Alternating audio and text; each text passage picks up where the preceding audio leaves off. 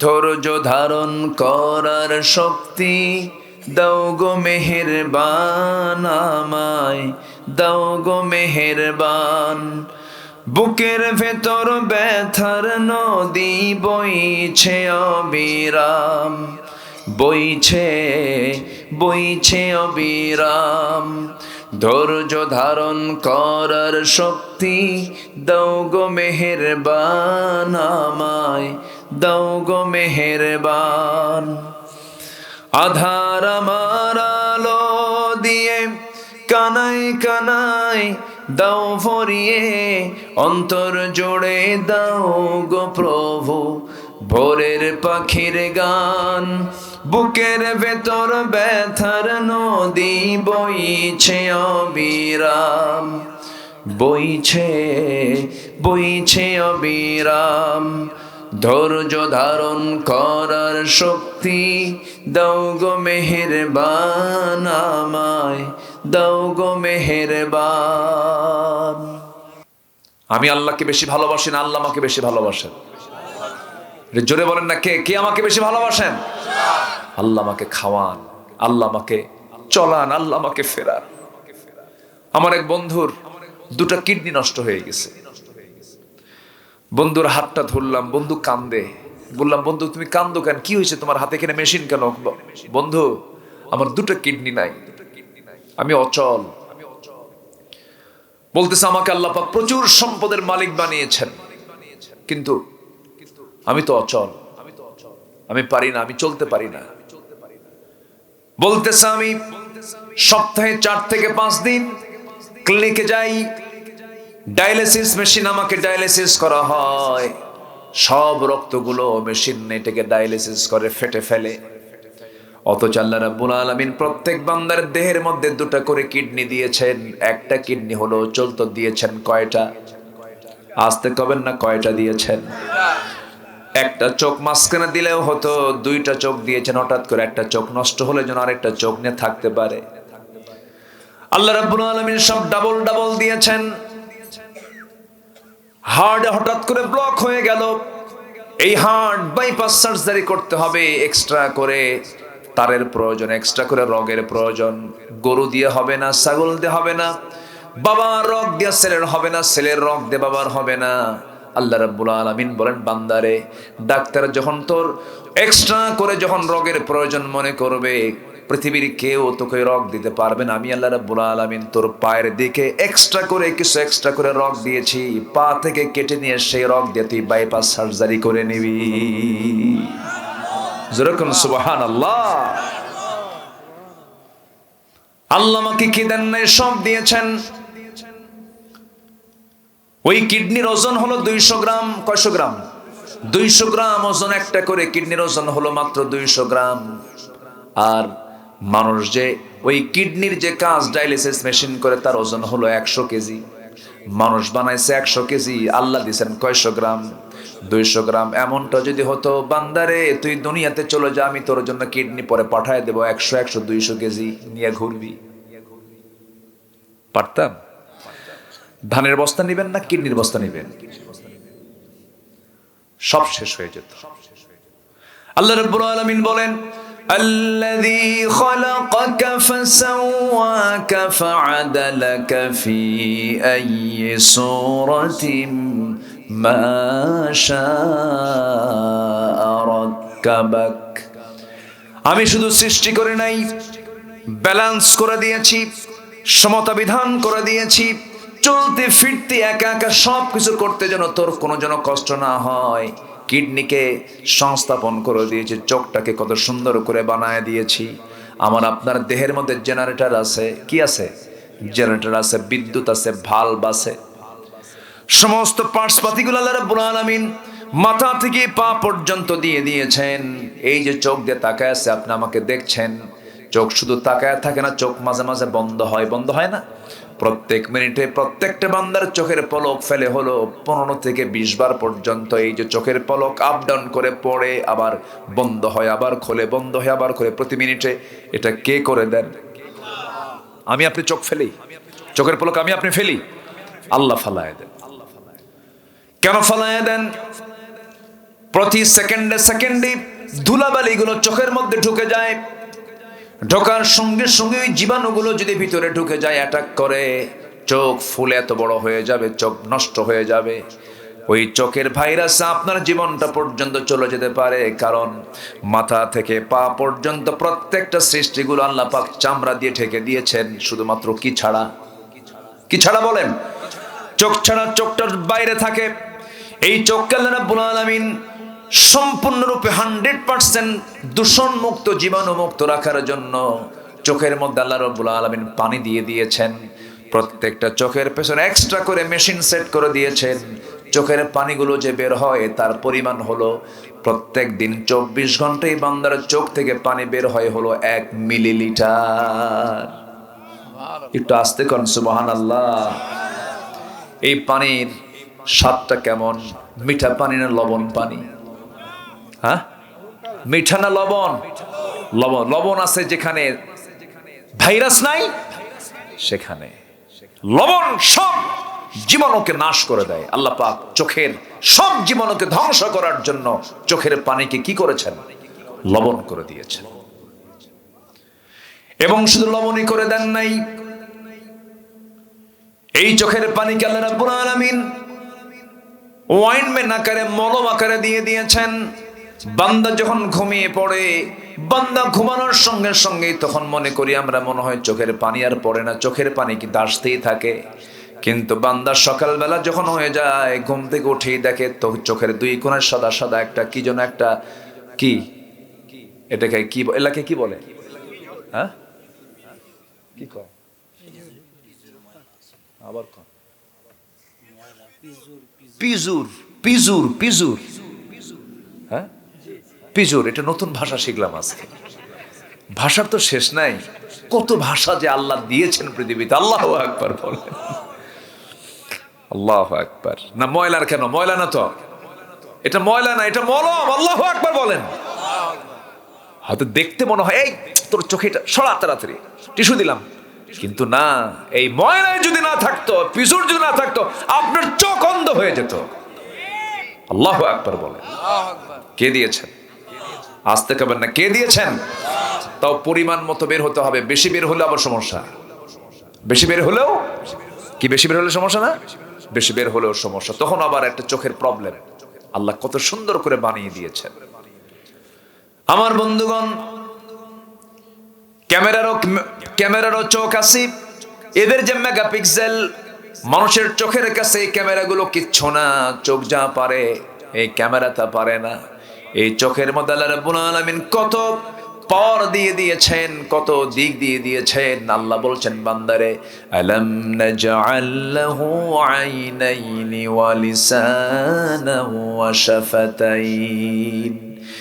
বান্দা আমি তোকে ঠোঁট দিয়েছি, সুন্দর জিহ্বা দিয়েছি। বলুন তো, জিহ্বাটা সর্বক্ষণ ভাটায় থাকে না জোয়ারে থাকে? কিছু কয় না, ভাটায় না জোয়ারে? জলপাই খায় একজন, আর আপনার গাল দিয়ে খালি পানি পড়ে। ঠিক কিনা কন? আছে কিনা বলেন? জলপাই শুধু ধরে থাকে। এই যে তেঁতুল, দেখ ওইদিকে জিব্বা শেষ।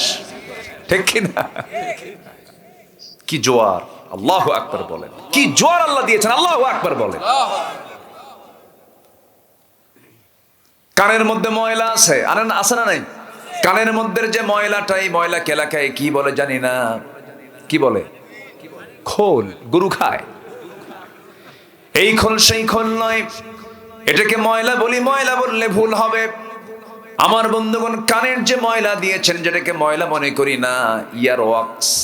আল্লাহ পাক এটা দেওয়ার কারণ হলো এই জিনিসটা আল্লাহ রাব্বুল আলামিন এই জন্য দান করেছেন বান্দারে। কানের মধ্যে যে ময়লাটা দিয়েছে এটা তিক্ত করে দিয়েছে, স্বাদটা হলো তিতা।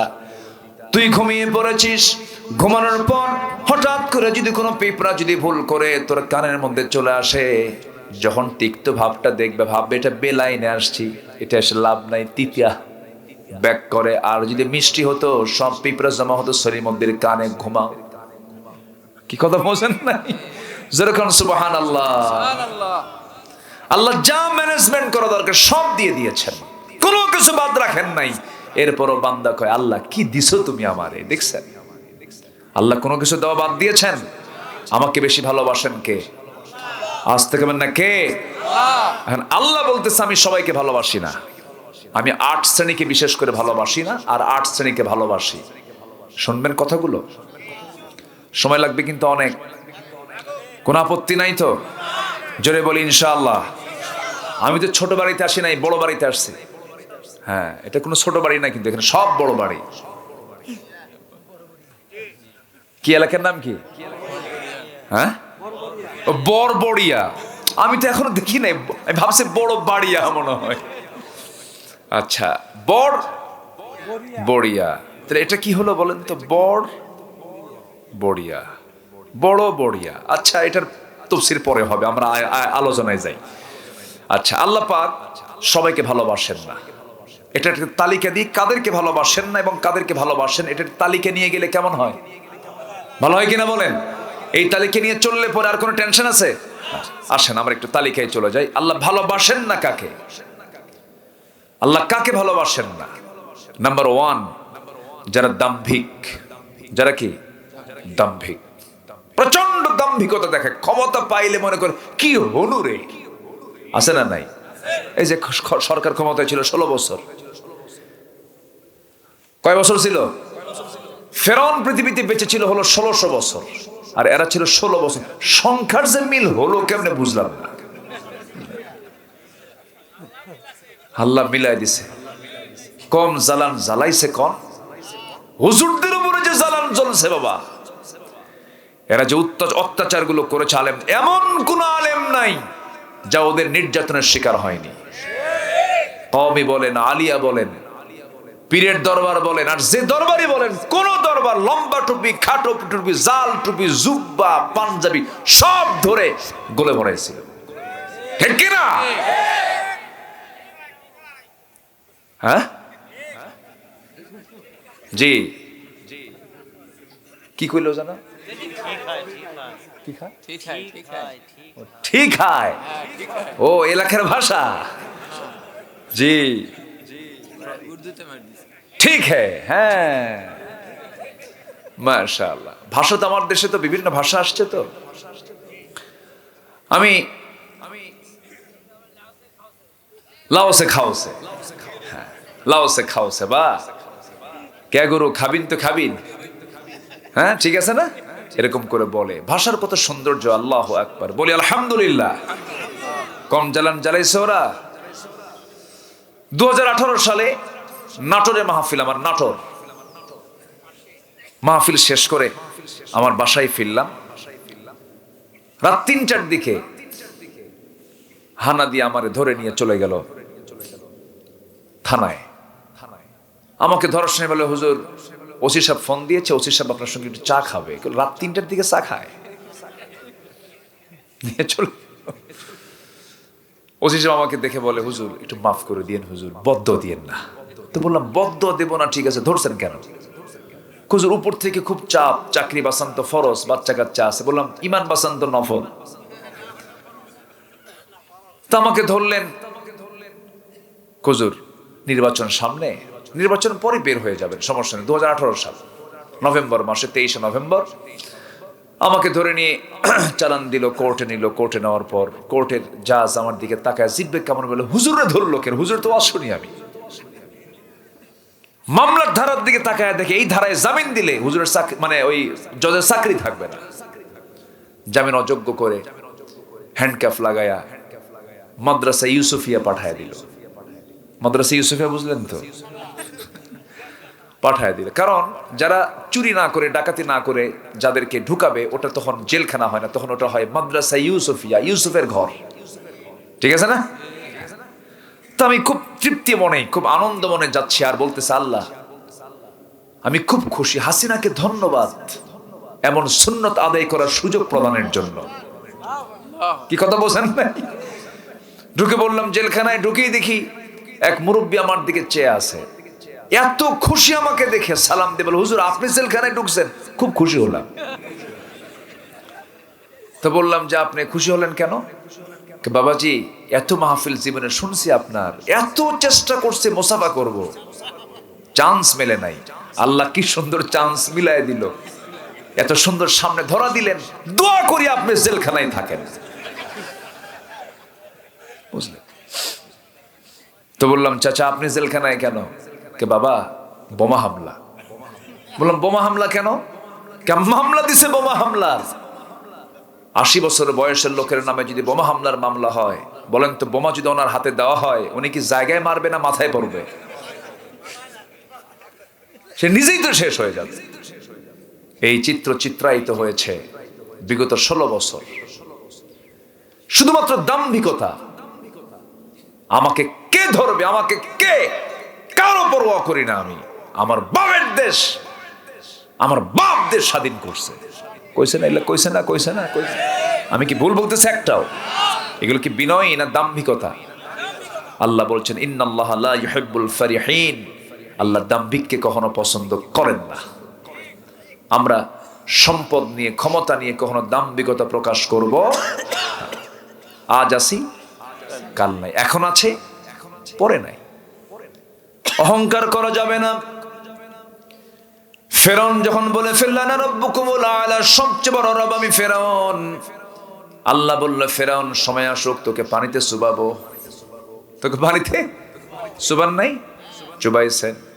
এই ফেরাউন কম কিছু করে নাই, বহু অত্যাচার করেছে, ভালো ভালো বান্দাদের বিরুদ্ধে বহু মামলা দিয়েছে, কুৎসা রটনা করেছে। মূসা আলাইহিস সালামের বিরুদ্ধে একটা নেগেটিভ মন্তব্য চতুর্দিকে ছড়িয়ে দিল। সে কি বলে বেড়ালো? সে বলল মূসা যদি আল্লাহর নবী হয়, ওর মধ্যে একটা সমস্যা আছে, শারীরিক সমস্যা আছে। কি? 5 শিরা ব্যারাম না 1 শিরা ব্যারাম না কি কয়? 5 শিরা কয় না 1 শিরা কয়? ও 5 শিরা একটা এলাকার নাম আছে, আছে না? একটা এলাকার নাম আছে, আছে। ওটা জয়পুরহাট রোডে, কোন একটা রোডে আছে মনে হয়। আমার বন্ধুগণ, অর্থাৎ আল্লাহ রাব্বুল আলামিন দণ্ডকোষ দিয়েছেন বান্দাকে। ফেরাউন বলে ফেললো মুসার তো একটা দণ্ডকোষ ছোট একটা বড়, ও কেমন আল্লাহর নবী হয়? দেখছেন, এই একটা অপপ্রচার চতুর্দিকে ছড়ায় দিল। মূসা আলাইহিস সালাম কথা যখন তার কানে আসলো, এমনি তো রাগ কম না বেশি? প্রচন্ড রাগ। খেপে গিয়ে আল্লাহকে বলছেন, আল্লাহ যেটা নাই সেটা কইলো কেন ফেরাউন? আমার তো সব ঠিকঠাকই আছে, কেন বললো? আল্লাহ বিচার চাই। আল্লাহ বলছেন মুসা চিন্তা করো না, সব ওপেন করে দেব, ফেরাউনকে বুঝাই দেব তোমার সবকিছু ঠিকঠাক আছে, সময় আসুক। অনেক লম্বা কথা ছিল, বলে ফেলে আমি কোনো কথা আটকায় রাখি না, ফিনিশিং দিয়ে দিই সঙ্গে সঙ্গে। এটা আমার তবিয়ত। মূসা আলাইহিস সালাম গোসল করতে নেমেছেন কোন একটা পানিতে। করলেন কি? নিজের পাজামাটা খুলে পাথরের উপরে রেখে তিনি গোসলে নেমেছেন। আবার তিনি সেই কাপড়টা আবার পরবেন, সেই পাজামাটা আবার পরবেন। গোসলে নেমেছেন তিনি। এইদিকে আল্লাহ রাব্বুল আলামিন পাথরকে অর্ডার করছেন, পাথর লুঙ্গি নিয়ে দৌড় মার। লুঙ্গি নিয়ে দৌড় মার, সহি বর্ণনা না কিন্তু এটা। লুঙ্গি নিয়ে দৌড় মার। যখন দৌড় মারা শুরু করেছি, আল্লাহর পয়গম্বর তিনি গোসল থেকে উঠেই তিনি লুঙ্গিতে হাত দিচ্ছেন, কিন্তু লুঙ্গি নাই, পাথরও নাই। দেখেন সামনে দৌড় মারে, তিনিও দৌড়াচ্ছেন। তিনি যে উলঙ্গ তিনি সম্পূর্ণ ভুলে গেছেন। আল্লাহ রাব্বুল আলামিন ওই পাথরকে সেই পর্যন্ত যেতে বললেন যে পর্যন্ত না ফেরাউনের দরবার না আসে, ফেরাউন লোকজন নিয়ে বসে আছে, ওই পর্যন্ত গিয়ে পাথরটা গিয়ে লুঙ্গি নিয়ে সে থেমে গেছে। মুসা আলাইহিস সালাম তদূর পর্যন্ত দৌড় মেরে আসছেন, শুধু বলছেন পাথর থাম, পাথর থাম, হাতে লাঠি। একদম কাছাকাছি আসার পরে ফেরাউন নিচের দিকে তাকায়, দেখে সব ঠিক আছে। আল্লাহু আকবার বলবেন না? আমাদের বিরুদ্ধে বহু ষড়যন্ত্র করেছে, আমাদেরকে বলেছে রাজাকার, আমাদেরকে ধর্ষণকারী বানানোর ষড়যন্ত্র করেছিল। আল্লাহ সব খুলে দেখায় দিছে, আলেমদের কোনো দোষ নাই, ঠিক কিনা? আল্লাহ আছেন না নাই? আছেন। আমরা দাম্ভিকতা দেখাবো না উদারতা দেখাবো? উদারতা। প্রতিশোধ নেব না ক্ষমা নেব? ক্ষমা করব, ক্ষমা, প্রতিশোধ নয়। আমরা ক্ষমা করব, জোরে বলি ইনশাআল্লাহ। হাইরে কি দাম্ভিকতা! মুহূর্তের মধ্যে সব সাফ হয়ে গেছে। যা প্রজন্ম, তরুণ প্রজন্মকে ধন্যবাদ। ভাবছিলাম মনে হয় সব শেষ, এরা মনে হয় কিছু নাই এদের, এরা জাতে মাতাল তালে ঠিক। এমন আন্দোলন গড়ে তুললো, একদম গণভবনে গিয়ে মুরগির রান দিয়ে দুপুরে খাবার খাইছে। যা, ঠিক কিনা? যুবকরা তোমাদের রক্তকে কাজে লাগাও। যুবকরা সামনের দিন, ইসলামের দিন, ঠিক কিনা? যুবকরা তোমরা পিছপা হবে না। শরীফ ওসমান হাদির হত্যার বিচার বাংলার জমিনে হতে হবে। রাজি আছেন কারা কারা? হাত উঁচু করে দেখান মুসলমান।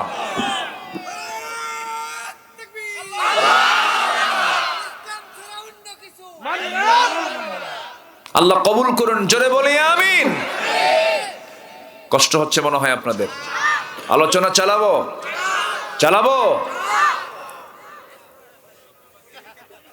ফজর নামাজ পড়ে যাবেন, এ তো মেরে ফেরা ষড়যন্ত্র দেখতেছি। অনেক সুন্দর, বলি আলহামদুলিল্লাহ। খুব ভালো মানুষ আপনারা, এত সুন্দর মানুষ। আজকে একটু ঠান্ডাটা কম হলে অনেক মানুষ আসতো। প্রচুর ঠান্ডা, তো বের হয়ে যাচ্ছে না। আমি এতটুকু হেঁটে আসছি না, মনে হলো যে আমার উপরে মানে বরফ মনে হয় ঢেলে দিল। খুব ঠান্ডা।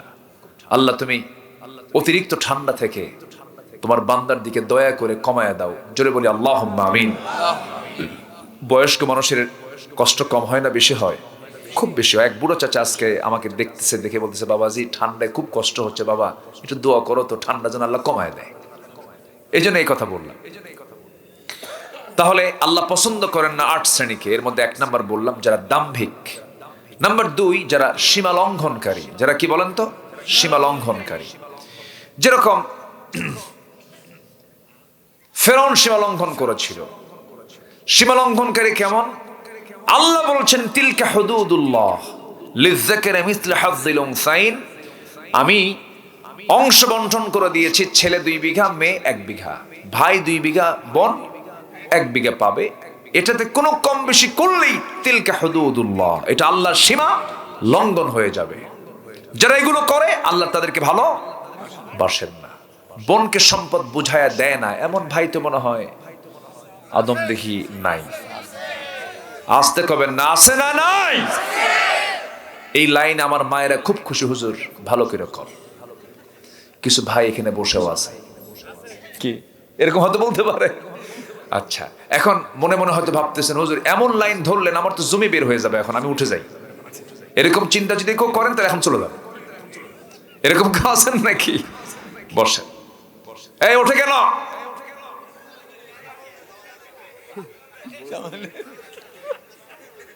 একটু ওয়াজের লাইন বুঝতে যেতে হবে। এখন ভাববো যে এই লোকগুলো সব বনের সম্পত্তি দেবে না, এই জন্য চলে যাচ্ছে। এই ছেলে না, তাকাই নাই তো ওইদিকে। বসে যে অনেক রাত হয়েছে, আমি কষ্ট দিচ্ছি আপনাদের না? এই যে ধমক যে দিচ্ছে, রাগ করলেন নাকি আপনারা? আমি কিন্তু মজা করে বলছি এটা। ওই যে বাচ্চা যদি ওষুধ না খেতে চায়, মা কি করে? বাবা খা, বাবা জ্বর তোর 100 ডিগ্রি পার হলো, বাবা খা। ওই যে 2 দাঁত কামড় মেরে ধরে, খায় না। মা কি করে? 2 হাত আর 2 পা শক্ত করে ধরে মুখের মধ্যে নখ ঢুকাই দেখে খা। এর মানে কি মহাব্বত কম না বেশি? বেশি। কিছু কিছু সময় মহাব্বতটা, এটা মানে ধমকটা মহাব্বতের কাজ হয়। বলি আলহামদুলিল্লাহ। কেউ যাবেন না? আমি যদি এত দূর থেকে কষ্ট করে আসি, আপনি একটু কষ্ট করে শুনতে পারবেন না ইনশাআল্লাহ? তাহলে বোনকে সম্পদ বুঝায় দিতে হবে, এটা হচ্ছে আল্লাহর হুকুম।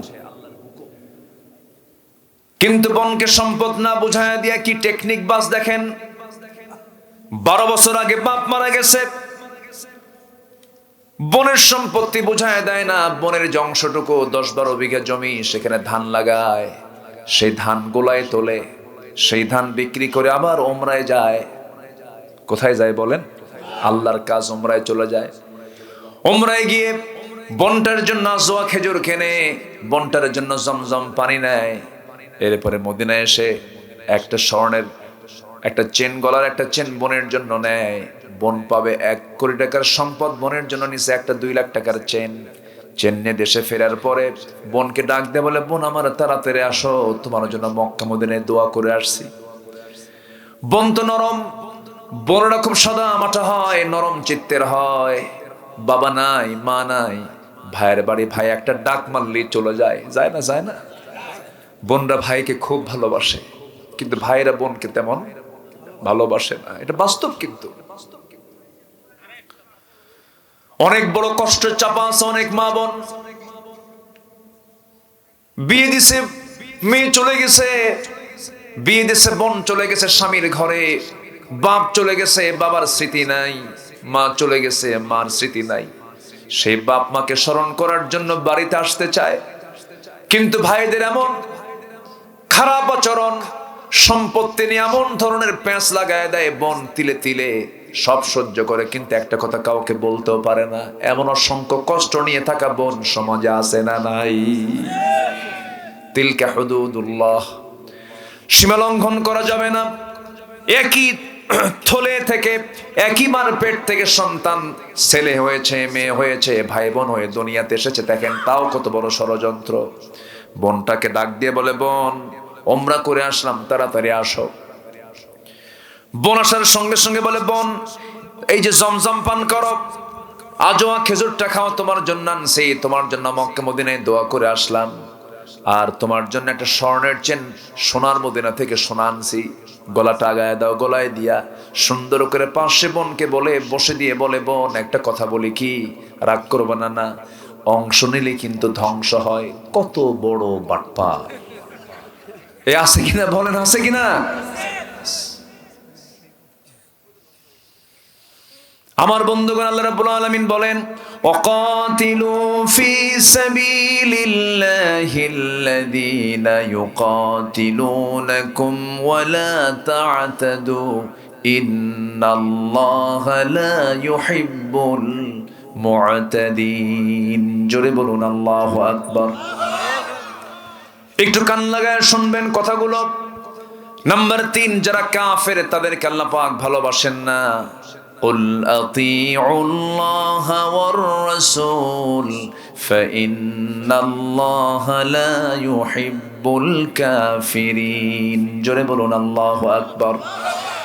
নাম্বার 4 হলো অকৃতজ্ঞ পাপাচারী, যারা তাদেরকে ভালোবাসেন না। ইন্নাল্লাহা লা ইউহিব্বু কুল্লা কাফফারিন আথীম। জোরে বলুন আল্লাহু আকবার। নাম্বার 5 হলো যারা অহংকারী, টাকার অহংকার আছে না নাই? দাম্ভিক এক জিনিস, অহংকার আরেক জিনিস। কিন্তু অহংকার হলো টাকার অহংকার, চেহারার অহংকার। বইয়ের চেহারা একটু হলদেটে কালার, সুন্দর চেহারা, চামড়া একটু সাদা চামড়া, বউটা দেখতে সুন্দর, হয়তো স্বামীটা দেখতে কালো, বিয়ে শাদী হয়ে গেছে, কালো ধরার হয়তো ফয়সালা করে দিয়েছেন আল্লাহ তাআলা। কিন্তু কিছু কিছু মহিলা আছে দেখবেন চেহারার বড়াই করে। আসতে কবেন না, আছে না নাই? একটু গন্ডগোল লাগলেই স্বামীকে ধমক দিয়ে বলে, শোনো তোমার চেহারার দিকে তাকায় দেখো, আমার চেহারার দিকে তাকায় দেখো, তোমার সঙ্গে আমার সংসার হচ্ছে তোমার 14 গোষ্ঠীর কপাল। আছে না নাই বলেন? এগুলো অহংকার। কিচ্ছু নাই, স্কিন ক্যান্সার হয়ে গেলে সব সমান হয়ে যাবে, সব শেষ হয়ে যাবে। চেহারার বড়াই করা যাবে না, সম্পদের বড়াই করা যাবে না। আমার নিজ চোখে দেখা, আমার গ্রামে একটা মানুষ আমি নিজের চোখে দেখেছি, ভয়ে তার দরজার সামনে কেউ যেতে যাওয়ার সাহস পেত না, এত সম্পদ তার ছিল। আমার নিজের চোখে দেখা সেই লোকটা শেষে মানুষের দ্বারে দ্বারে ভিক্ষা করে দুনিয়া থেকে বিদায় নিয়েছে। বহু নজির আছে না নাই বলেন? টাকার অহংকার, সম্পদের অহংকার, চেহারার অহংকার, এই সমস্ত বিষয় নিয়ে কখনো অহংকার দেখানো যাবে না। কারণ অহংকার তো বান্দার নয়, অহংকার একমাত্র কার মানায়? আসতে বলবেন না, কার মানায়? আল্লাহ রাব্বুল আলামিন সুন্দর করে বলছেন, ইন্নাল্লাহা লা ইউহিব্বু মান কানা মুখতালান ফখুরা। জোরে বলুন আল্লাহু আকবার। নাম্বার 6 হলো যারা খেয়ানতকারী, অর্থাৎ আমানতের খেয়ানত যারা করে। ক্ষমতা পেয়েছে, ক্ষমতা একটা আমানত, এটার যারা খেয়ানত করবে তারা আল্লাহর অপছন্দের বান্দা। রাষ্ট্র ক্ষমতা যে পাবে তার জন্য কি এটা আমানত না? বলেন কি এটা কি ছোটখাটো আমানত? অনেক বড় আমানত। সাইয়েদনা ওমর ফারুকের গোটা রাত ঘুম হতো না, রাত্রিবেলা ঘুমাতে পারতেন না। রাত্রিবেলায় তিনি খালি পায়ে হাঁটতেন। কোন এক রাতের আধারে খালি পায়ে হাঁটতেছেন, পাহাড়িয়া রাস্তায়, পাথরওয়ালা রাস্তায় হাঁটতেছেন। একজন দেখে বলছে, ওমরে ফারুক খালি পায়ে হাঁটলে তো আপনার পা ফেটে যাবে পাথরের আঘাতে। তিনি বলছেন, ও আমার ভাই, খালি পায়ে না হেঁটে যদি জুতা পায়ে হাঁটি, জুতার খড়মের আঘাতে পাথরের সঙ্গে একটা ধাক্কা লেগে একটা আওয়াজ হবে, আর সে আওয়াজে যদি আমার দেশের নাগরিকেরা যদি ঘুমের ব্যাঘাত হয়, কিয়ামতের দিন আমাকে আসামির কাঠগড়ায় দাঁড়িয়ে তারা জবাব দিতে হবে। কি চেতনা তাদের মধ্যে লালন হতো। রাতের আধারে ওমর ফারুক জনগণকে দেখতে যেতেন। একদিন তিনি বের হলেন, প্রত্যন্ত গ্রামের মধ্যে চলে গেলেন। গ্রামের মধ্যে যাওয়ার পর এক বুড়ি মহিলার ঘর দেখতে পেলেন। বুড়ি মহিলার সামনে গিয়ে দাঁড়ালেন, বলছেন, বুড়িমা কেমন আছেন? ভালো নাই কেন? ওমর দেখেন আমাদেরকে। কার সামনে কয়? ওমরে ফারুক বলছেন, কি দেখেন আপনাকে বলেন? কোনদিন আমি তাকে আমার বাড়িতে আসতে দেখলাম না, কোনো কিছু দিয়ে যেতে দেখলাম না। তিনি বলছেন, আপনার এত দূরে বাড়ি, আপনার এত দূরে ওমর আসবে কেমনে? এবার মহিলা বলছে, বৃদ্ধা নারী বলছে, এত দূর যদি মনে হয় ওমরের খলিফা হওয়ার কি দরকার ছিল? কি কথা কি বুঝতেছেন? এই কথা শোনার সঙ্গে সঙ্গে তার চোখে পানি চলে আসছে। নিজের পরিচয়টা গোপন করলেন। এবার বলছেন, মা, ভুল যেহেতু ওমর করে ফেলেছে, ওমর যদি আপনার কাছে মাফ চায়, আপনি কি মাফ করবেন নাকি? বলছেন, না, মাফ করবো না। কি চান আপনি? টাকা পয়সা লাগবে। কি কথা কি বুঝতেছেন? আমার অভাব। কত টাকা চান? কি চান আপনি? 25 দিরহামের 25 দিনারের বিনিময়ে তার সঙ্গে কমিটমেন্ট হলো ওমরের বিরুদ্ধে সে কোনো নালিশ দেবে না। সঙ্গে সঙ্গে তিনি ওই সময় তিনি ডাকতেছেন, আলী এদিকে আসো। এবার জবাব দিচ্ছেন, আমিরুল মুমিনিন, আমি আসতেছি। আমিরুল মুমিনিন বলার সঙ্গে সঙ্গে মহিলার চোখ বড় হয়ে গেছে। আরে, এই তো ওমর, এ তো কি! সামনে ওমর দাঁড়ায়, আমি তার সামনে কথা বললাম, জিহ্বায় কামড় মেরে বলতেছে, আমিরুল মুমিনিন, বড় ভুল হয়ে গেছে, আপনি আমারে মাফ করে দেন। ওমরে ফারুক বলছেন, শুনেন আম্মা জান, আপনি আমার বিরুদ্ধে যে অভিযোগটা দিয়েছেন সত্য অভিযোগ, কোনো সন্দেহ না, আমি আপনার খেদমত করতে পারি নাই। যেহেতু আমি মামলা এখানে ডিসমিস করতে চাচ্ছি, এখানে ফায়সালা করতে চাচ্ছি, এই যে 25 দিরহামটা দিলাম, 25 দিনারটা আপনাকে দিলাম, আপনি আমাকে লিখিত করে দেন। নিজের জামা ছিঁড়ে ফেলে দিয়া সেই জামাটা ছিঁড়ে ফেলে বলছে, মা, এই জায়গায় লিখে দেন 25 দিনারের বিনিময়ে ওমরের উপর অভিযোগটা আমি তুলে নিলাম, উইথড্র করে নিলাম। ওই চিঠিখানা নিয়ে বাড়িতে গিয়ে পরিবারকে ডাক দিয়ে বলছে, পরিবারের যেদিন ওমরের মৃত্যু হয়ে যাবে, ওমরের মৃত্যুর কাপড়ের সাথে তোমার এই চিঠিটা দিয়ে দিবা। আমি আল্লাহকে হাসরের দিন দেখায় বলবো, আল্লাহ, জনগণ আমাকে এই চিঠি লিখে আমাকে বলেছে আমার বিরুদ্ধে তাদের কোনো অভিযোগ নাই, তুমি আল্লাহ আমাকে মাফ করে দিবা। জোরে সুবহানাল্লাহ। এটার নাম আমানত। এটার নাম কি? আমানত। আর বিগত সরকার 16 বছরে 28 লক্ষ কোটি টাকা দেশ থেকে পাচার করে নিয়ে চলে গেছে। কি আমানত রক্ষা করছে না বদমাইশ গুলো। কথা বলবো? কথা সবাই শুনতে রাজি আছেন? জোরে বলি ইনশাআল্লাহ। ওমর ফারুক রাদিয়াল্লাহু তাআলা আনহু, আল্লাহু আকবার, কি ছিলেন তিনি! আমার বন্ধুগণ, রাষ্ট্রের থেকে তিনি একটা বোতল মিসকাম্বর, এটা কি মিসকাম্বর মানে কি বুঝতেছেন তো? আতর। মিসকাম্বর একটা দামি আতর তিনি পেয়েছেন। রাষ্ট্র থেকে এক বোতল সেই আতরটা নিয়ে আসলেন, কিন্তু একা না, উনি সহ 5 জনের ভাগ সেখানে আছে। 5টা ঘর সহ, ওনার ঘর সহ আরো কয়টা ঘর? 4টা ঘর, মোট 5টা ঘরের সমান ভাগে ভাগ করতে হবে। সে মিসকাম্বরের শিশিটা নিয়ে এসে বউয়ের হাতে দিয়ে বলছে, বউ আমার, সুন্দর করে 5টা ভাগ করো।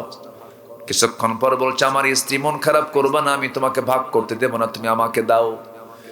উনি সেই আতরের শিশিটা নিয়ে প্রতিবেশীর ঘরে গিয়ে বলছেন, প্রতিবেশী, 5টা ভাগ করে একটা ভাগ আমাকে দিয়ে দাও।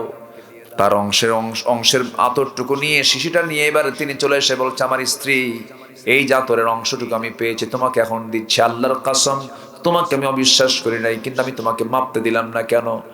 তোমাকে ভাগ করতে দিলাম না কেন? কারণ এই আতর তো তরল জিনিস, আতর তো লিকুইড জিনিস, সেটাকে ভাগ করতে গেলে সমান ভাগে ভাগ হবে, কিন্তু ভাগ করতে নিয়ে তুমি আতরের শিশির উপরে কিছু তোমার হাত দিয়া যে একটু কম বেশি করে মুছে নিবা, মুছে তোমার গায়ে লাগাবা। এতটুকু অংশ বেশি আসুক, এটা আমাদের মধ্যে বেশি আসুক চাই নাই মনে করে শিশি আতরের ভাগ করার দায়িত্ব আমি অন্যের কাঁধে চাপাইয়া দিয়েছি। জোরে কোন সুবহানাল্লাহ। জান্নাত কত স্পর্শকাতর বিষয়। জান্নাত কি এত সস্তা ভাই? আমার ভাইয়েরা, একটু কান লাগাবেন। কখনো খেয়ানত করা যাবে না, আমানত রক্ষা করতে হবে। আল্লাহ রাব্বুল আলামিন বলছেন, যারা খেয়ানত করবে আল্লাহ রাব্বুল আলামিন বলেন ইন্নাল্লাহা লা ইউহিব্বুল খাইনিন, আমি খেয়ানতকারীকে কখনো ভালোবাসি না। 6টা হয়ে গেল। নাম্বার 7 হলো যারা ফাসাদ সৃষ্টিকারী, তারা আল্লাহর কাছে অপছন্দ, আল্লাহ তাদেরকে ভালোবাসেন না। আল্লাহ রাব্বুল আলামিন বলছেন আল্লাহু লা ইউহিব্বুল ফাসাদ, আল্লাহ পাক ফাসাদ সৃষ্টিকারীকে কখনো ভালোবাসেন না। নাম্বার 8 হলো যারা অপচয় করবে আল্লাহ পাক তাদেরকে পছন্দ করেন না, ভালোবাসেন না। বিড়ি খাওয়া মিতব্যয় না অপচয়? কিচ্ছু কয় না, জায়গায় হাত দিছি তো। একটু বলেন তো, বিড়ি খাওয়া মিতব্যয় না অপচয়? বলেন বলেন বলেন বলেন। আমার দেশে প্রধান খাদ্য কি, ভাত না বিড়ি? ভালো করে খাও। আমার দেশে প্রধান খাবার দিন শুরু হয় ভাত দিয়া না বিড়ি দিয়া? ভাত দিয়া। রাত 3টায় ঘুম ধরে না, রাত 2টার দিকে উঠে বিশাল টেনশন, হাই ডিগ্রি হয়ে গেছে, হাই প্রেসার হয়ে গেছে, টিকতে পারছে না বলে বাজান বিড়ি টান, দিলা খান টান, বাজান বিড়ি টান, টান দিলা খান, টান দিয়ে মাথা ফ্রেশ করে ফেললো। এই যে আপনি ধোঁয়াগুলো লাঞ্চের মধ্যে দিলেন, লাঞ্চটা ফ্রেশ বানায় দিয়েছেন কে? আর বিড়ি খেয়ে নষ্ট করলো কে? আল্লাহ। আল্লাহ নষ্ট করছে? নষ্ট করা যাবে না। বরং এখন বলেন তো, বিড়ি খাওয়াটা মিতব্যয় না অপচয়? মারাত্মক অপচয়, এত বড় ক্ষতি। মাহফিলের অনেকে প্রশ্ন করে, হুজুর বিড়ি খাওয়া জায়েজ না, জায়েজ কিনা বলেন? উনি তো বিড়ি খানই, আবার মাহফিলে এসে জায়েজের চেষ্টায় থাকেন। না না, বিড়ি খাওয়ার কত বড় ক্ষতি এটা হুজুর বেশি জানে না, ডাক্তাররা বেশি জানে।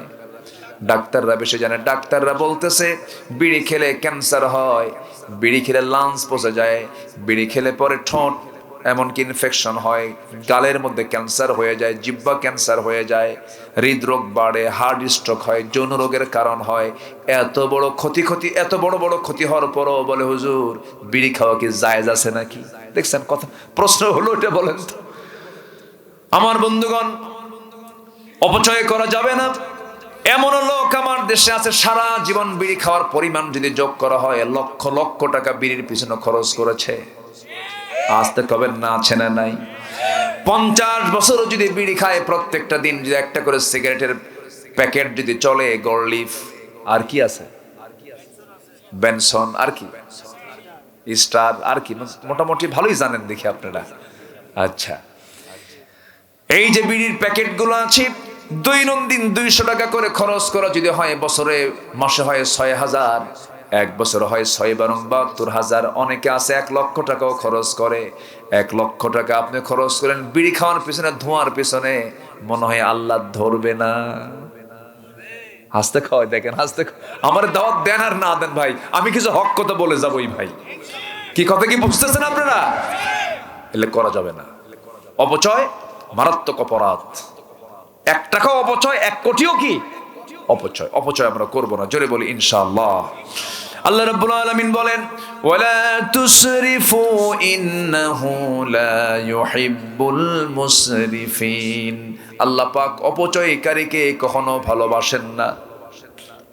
ভালোবাসেন না, 8টা চলে গেল, এখন ভালোবাসেন 8 জনকে। শুনবেন না? সবাইকে শুনবেন? কিন্তু ঘড়ি আজকে এত ঘুরতেছে কেন বুঝলাম না, এত দ্রুত সময় চলে যাচ্ছে। আমি তো বেকায়দায় পড়ে গেলাম। এখনো বহু পয়েন্ট পড়ে আছে, রাতও আছে ইনশাআল্লাহ। কোনো সমস্যা নাই তো? মাহফিলে মা বোন আসছে তো না? মাহফিলে মা বোন আসছে না? আসছে। আচ্ছা বলেন তো, একটা প্রশ্ন করব, বোরকাওয়ালি হওয়া দরকার না পর্দাওয়ালি হওয়া দরকার? এখন সমাজে বোরকা না পর্দা? আজকে সমাজে কি পর্দাওয়ালি না বোরকাওয়ালি? বোরকাওয়ালি। সে বোরকার কত ডিজাইন, কইছে একজন, দেখছেন? তাহলে বোরকার মধ্যে কি আকর্ষণ দেখেন। বোরকার গায়ে আবার আয়না লাগানো। কি লাগানো? আয়না মানে আসো। এই বোরকা পরা যাবে না। বোরকাটা হতে হবে ঢাকানো, বোরকাটা পড়তে হবে শালীনপূর্ণ, বোরকাটা টাইট না ঢিলা হবে? ঢিলা হবে। টাইট ফিটিং বোরকা পরা যাবে না। বোরকা তো পরে আবার বোরকার পিছনে দড়ি লাগায় রাখে। এই সমস্ত বোরকা পর্দার জন্য নয়। যে বোরকা পর্দার জন্য, সেই জাতীয় বোরকা পড়তে হবে। মাথা থেকে পা পর্যন্ত ঢেকে ফেলতে হবে, যেন কাল গোরাব কাকের মতো যেন দেখা যায়।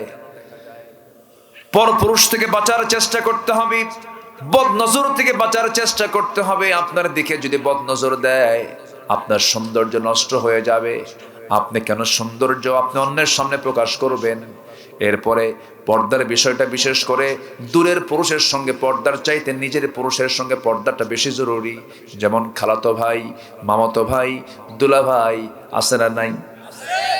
এই সমস্ত আত্মীয় স্বজনদের সঙ্গে পর্দা করাটা বেশি জরুরি, কারণ এখানেই বড় ক্ষতি হওয়ার সম্ভাবনা থাকে। কিছু কিছু দুলাভাই আছে শালিকে সিমটি না মারলে আরামই পায় না। বদমাইশ কিছু দুলাভাই আছে না নাই বলেন তো? খুব সাবধান যারা শালিকে আছেন, খুব সাবধান দুলাভাই থেকে দূরে থাকার চেষ্টা করবেন। এটা মারাত্মক আজরাইল, এটা ডেঞ্জারাস। এটা দুলাভাইয়ের আক্রমণ থেকে বাঁচতে হবে। এরপরে দুলাভাইয়ের হুন্ডায় চড়া যাবে না। দুলাভাই কয়, এই হুন্ডায় ওঠ, মারে ধমক। শালি কি কবে, ভাই না উঠি ওঠ, জোর করে হুন্ডায় তোলে। শালি মনে করে দুলাভাই মানুষ না উঠলে তো মন খারাপ করবে, পিছনে ওঠে, কিন্তু মাঝখানে গ্যাপ রাখে যেন গায়ের সঙ্গে গা না লাগে। দুলাভাই এমন সামনে যে এমন ব্রেক মারে গ্যাপ পূরণ করে, যেরকম নাউজুবিল্লাহ। খুব দুষ্ট। বাপ মাদের সচেতন থাকতে হবে, খুব সচেতন থাকতে হবে। খালাতো ভাই শুধুমাত্র খালার বাড়িতে ঘন ঘন আসে, খালাম্মা আসসালামু আলাইকুম, খালাম্মা মানে মাত্র কি জানেন, খালাতো বোন একটা আছে, খালা বলবে তুই এত সালাম দিস না, যা। কি কথা বলছেন ভাই? তাড়াতাড়ি বাড়িতে চলে যা। ওয়ালা তাকরাবুজ জিনা ইন্নাহু কানা ফাহিশাতাও ওয়া সাআ সাবিলা। জিনার নিকটেও যেও না, ফোন করতে যেও না। যুবকরা স্মার্টফোন ব্যবহার করবে খুব সাবধানে। স্মার্টফোন কিন্তু পর্দা 12টা বাজায় দেয়। দূরত্ব যতই হোক কাছে থাকুন, জ্বলে উঠুন আপন শক্তিতে। কি ঠিক কিনা? এই মোবাইলগুলো ব্যবহারে খুব নীতিমালা অবলম্বন করতে হবে। Imo, Line, Viber, WhatsApp, Instagram, Kurigram, কি বোঝা গেল? সব অ্যাপস গুলোকে নেগেটিভ করতে হবে ফিমেলদের জন্য, মেয়েদের জন্য। মেয়েরা মেয়ের সঙ্গে কথা বলুক, সমস্যা নাই, কিন্তু পুরুষ পুরুষের সঙ্গে কথা বলবে, সমস্যা নাই। কিন্তু পুরুষ নারী হলেই প্যাঁচ আছে না নাই? এমন প্যাঁচ শয়তান লাগায় দেবে, জেনা পর্যন্ত ঘটায় দেবে। এই জন্য কোনো ফিমেল কারো কাছে তুমি ইনবক্সে নক দিবা না। কারো ইনবক্সে নক দেওয়া মানে হলো তার বেডরুমে ঢুকে যাওয়া, গুনাহ হবে, জেনার গুনাহ হয়ে যাবে। খুব সাবধান, খুব কেয়ারফুলি চলতে হবে। আল্লাহ রাব্বুল আলামিন বলছেন, বান্দারে, যুবক তুমি জেনে রাখো, তোমার যৌবনকে যদি কন্ট্রোল করতে পারো, জেনা থেকে যদি বাঁচাতে পারো, আমি আল্লাহ তোমাকে আরশ আজিমের ছায়ায় তোমাকে জায়গা করে দেব। যেরকম সুবহানাল্লাহ। এই জন্য এই সমস্ত অপকর্ম থেকে বাঁচার জন্য সর্বক্ষণ জিকির করব কার? আসতে বলবেন না কার? আমি আপনার সবচেয়ে সেই দিন মজা পাবো যেদিন আমরা জিকিরের মধ্যে মজা পাবো। সবচেয়ে মজা পেতে হবে কার জিকিরে বলেন? আল্লাহর জিকিরে। এই জিকির মানে আমরা অনেকে মনে করি সুবহানাল্লাহ না, আলহামদুলিল্লাহ শুধু না, এগুলো তো জিকির আছে, মুখে সবসময় বলবো, কিন্তু জিকিরের অনেকে ব্যাখ্যা বুঝি না। একটা প্রেক্ষাপট বললে সহজ হয়ে যাবে জিকির কাকে বলে। একজন খলিফা ছিলেন, যার নামটা আজকে বারবার চলে আসছে, যেহেতু আসছে তার নামটাই বলে ফেলে, ওমরে ফারুক। কয় নাম্বার খলিফা বলেন? কয় নাম্বার? 1 নাম্বার কে বলেন? Number 2, number 3, number 4 Ali. 1 number Abu Bakr, number 2 হচ্ছেন ওমরে ফারুক রাদিয়াল্লাহু তাআলা আনহু। বহুদিন আগে এক মাহফিলে বললাম, আজ থেকে প্রায় 15-20 বছর আগের কথা। এই যে এই সাইজের ছেলে যে বসে গেল, এমন একটা ছেলের সামনে বসে আছে। বললাম, ওমরে ফারুককে চেনেন? কে কে বলেন? সামনে থেকে সেই ছেলেটা দাঁড়ায় বলে, হুজুর আমি চিনি। কে? আমাদের বাড়ির দোতলায় ভাড়া থাকে। আমাদের বাড়ির দোতলায় ভাড়া থাকে। বললাম, তুমি 100তে 100 পাইছো? 100তে 100 পেয়েছো। তুমি যা বলেছ, যা জেনেছ তাই বলেছ, তোমার মধ্যে কোনো সমস্যা নাই। এই ওমর কিন্তু বাসায় ভাড়া থাকে ওমর নন। এই ওমর হচ্ছেন অর্ধজানের শাসনকর্তা ওমর। আল্লাহু আকবার বলে। তার মৃত্যুর একটা ইতিহাস বলছে। মৃত্যুর সময় তিনি কেমন করে জিকির করেছেন দেখেন। ওমরে ফারুকের মৃত্যুর সময় হয়ে গেছে, হঠাৎ করে তার মৃত্যুটা চলে আসছে, কেমন করে দেখেন। সারা জীবন দোয়া করেছেন, আল্লাহ আল্লাহুম্মা রযুকনি শাহাদাতান ফি সাবিলিক ওয়াজআল মাউতি ফি বালাদি রাসূলিক। এই দোয়া করতেন সারা জীবন। আল্লাহ পাক তার দোয়াটা মঞ্জুর করলেন। তিনি করলেন কি, নামাজে দাঁড়ায় গেলেন, ফজরের নামাজ প্রথম রাকাত পড়েছেন, নামাজ দ্বিতীয় রাকাতে হঠাৎ করে এক জালিম এসে তার ডান পাশে এসে তার পেটের মধ্যে চাকু ঢুকায় দিল। বিষাক্ত চাকু, বিষ মিশ্রিত চাকু, বিষ লাগানো আছে। চাকু যখন ঢুকায় দিয়েছে, তেমন তাকে কাবু করতে পারে নাই। ওই চাকু আবার বের করে নিয়েছে। এবার তিনি যখন সেজদার দিকে যাবেন, এমন সময় তাকে ধরে শক্ত করে ধরে পেটের মধ্যে, তল পেটের মধ্যে দুটা চাকু বারবার স্টেপ করা হলো, আঘাত করা হলো। যখন দুইবার যখন আঘাত করা হয়েছে, সেই সময় দেখা গেল তার ভুঁড়ির একটা অংশ বের হয়ে গেছে। নামাজ পড়তে চাইলেন কিন্তু আর পারলেন না। রক্তে রঞ্জিত হয়ে ওমরে ফারুক মসজিদের মধ্যে পড়ে গেছেন, সেন্সলেস হয়েছিলেন কয়েক ঘন্টা সেন্সলেস থাকার পরে যখন সেন্সটা ফিরে পেয়েছেন, ফিরে পাওয়ার পরে সামনে ছেলে আব্দুল্লাহকে দেখলেন। আব্দুল্লাহকে দেখে বলছে, আব্দুল্লাহ আমাকে একটু পানি দাও তো। সন্তান মনে করেছেন বাবা আমার তৃষ্ণার্ত, তাড়াহুড়ো করে পান করার জন্য এক গ্লাস পানি তার সামনে রেখে দিয়েছেন। বলছেন, আব্বা এই যে পানি, আপনি পান করুন। বলছে, বাবা আব্দুল্লাহ রে, তুই কিসের পানি আনছিস? আমি তো পানি পান করতে চাই নাই, আমার তো ফজর হয় নাই, ফজর নামাজটা পড়া দরকার। যেরকম সুবহানাল্লাহ। পেটের ভুঁড়ি বের হওয়া। গামছা দিয়ে বাঁধলেন পেট, ওযু বানালেন, ইশারা করে নামাজটা তিনি আদায় করলেন। এরপরে বলছেন, আব্দুল্লাহ তুমি এত কান্নাকাটি করো কেন? বাবা এত কেঁদো না, আব্বা ডাক্তার নিয়ে আসছে, ডাক্তার আপনার চিকিৎসা করুক। ঠিক আছে, আসতে দাও। ডাক্তার সামনে আসলো। এবার বলছেন, ডাক্তার কি চিকিৎসা করবা করো। এবার বলল কি, আপনাকে আমি একটা গ্লাস দুধ পান করবো, আপনি দুধ পান করুন। তাকে এক গ্লাস দুধ দেওয়া হলো। এক গ্লাস দুধ হাতের মধ্যে নিয়ে তিনি বিসমিল্লাহ বলে পান করলেন। কিন্তু দেখা গেল পেটের মধ্যে দুধ থাকলো না, পেটের নাড়ি ভুঁড়ি দিয়া দুধটা বাইরে বের হয়ে আসলো।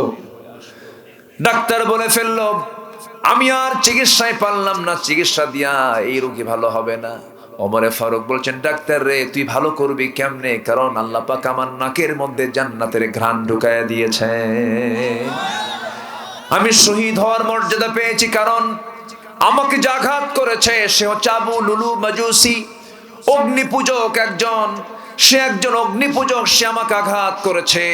সে তো মুসলমান না, আমি শহীদের মর্যাদা পেয়ে যাব, আমি শহীদ হয়ে যাচ্ছি, আমি বড় ভাগ্যবান।